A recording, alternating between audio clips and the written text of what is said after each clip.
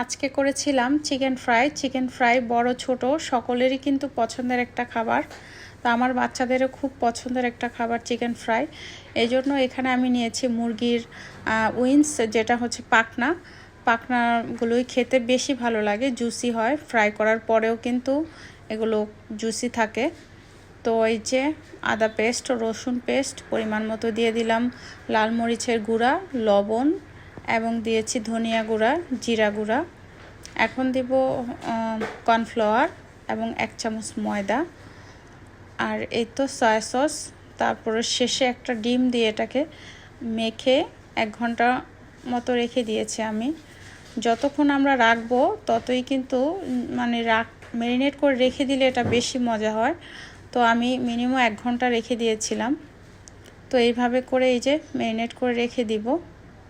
আরেকটা chicken fry আছে, সেটা কিন্তু ক্রিপসি চিকেন ফ্রাই। সেটা করতে গেলে পুরো কিচেন নষ্ট হয়ে যায় এবং ময়দারও অপচয় হয়। তো আমি সবচেয়ে এটাই মনে করি বেস্ট চিকেন ফ্রাইয়ের মধ্যে। কোনো মশলার অপচয় হয় না, সময় কম লাগে।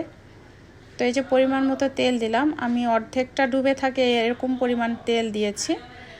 এই যে চিকেন ফ্রাইগুলো যাতে অর্ধেকটা ডুবে থাকে, এতে করে তেলও কিন্তু কম লাগে।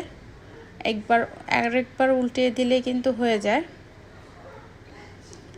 তো আমরা যারা ডায়েট করি বা বড়রা যারা চিকেন ফ্রাই একদমই পছন্দ করি না, তারাও কিন্তু 1-2 পিস খেয়ে নেই। কারণ নিজের হাতে বানানো বা ঘরের বানানো কিন্তু চিকেন ফ্রাই হলে ছোট বড় আমরা সবাই কিন্তু খাই। যারা বাইরের খাবার একদমই পছন্দ করি না, তারা কিন্তু ঘরের তৈরি হলে আমরা 1-2 পিস খেয়ে থাকি। তো আসলে ঘরের খাবারটা অনেক সাশ্রয় হয় এবং অনেক হেলদিও হয়। তো প্রায় সময় আমি ওদেরকে এইভাবে চিকেন ফ্রাই করে দিই, আর ওরা খুব খুশি হয় যখন ওদেরকে কোনো নুডলস বা কোনো আলু ভাজা বা এরকম কোনো প্লেন রাইসের সাথে করে দিই। আমার বাচ্চারা তো খুবই খুশি হয়ে যায়। তো এই যে লাস্টে এরকম হয়েছে ভাজাগুলো।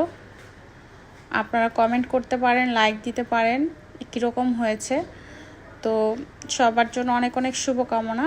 আজকের মতো বিদায়। আল্লাহ হাফেজ।